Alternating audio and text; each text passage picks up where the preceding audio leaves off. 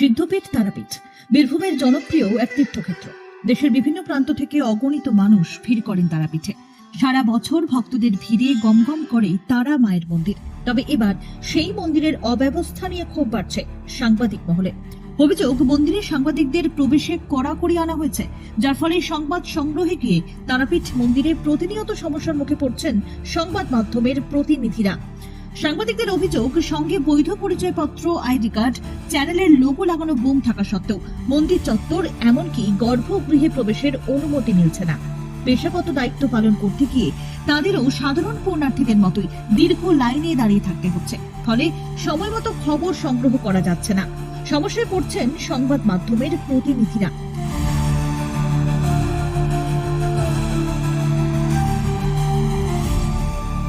তাদের আরো দাবি, মন্দিরের গেটে থাকা নিরাপত্তা রক্ষীরা পরিচয়পত্র দেখার পরেও ভেতরে ঢুকতে দিচ্ছেন না। আবার অনেক ক্ষেত্রেই নির্দিষ্ট সেবায়েতের ফোন বা অনুমতির উপর নির্ভর করে প্রবেশাধিকার মিলছে, আর এত কিছু করতে গিয়ে নষ্ট হচ্ছে সময়। ফলে জরুরি খবরের সময় সেবায়েতের সঙ্গে যোগাযোগ করা সম্ভব না হলে কাজের ক্ষেত্রে সমস্যায় পড়ছেন সাংবাদিকরা। কোথাও কোথাও নিরাপত্তা রক্ষীদের দুর্ব্যবহারের অভিযোগও সামনে এসেছে।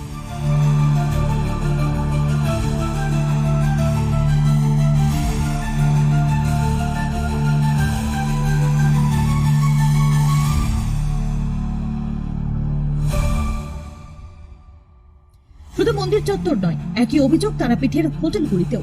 সেখানে সাংবাদিকদের জন্য আলাদা কোনো সুবিধাই নেই।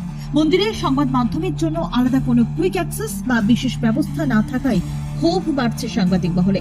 এই পরিস্থিতিতেই স্বাধীনভাবে সংবাদ সংগ্রহ ব্যাহত হচ্ছে বলে দাবি করছেন সাংবাদিকরা। যদিও এখনো পর্যন্ত এই বিষয়ে মন্দির কর্তৃপক্ষের তরফ থেকে কোনো মন্তব্যই পাওয়া যায়নি।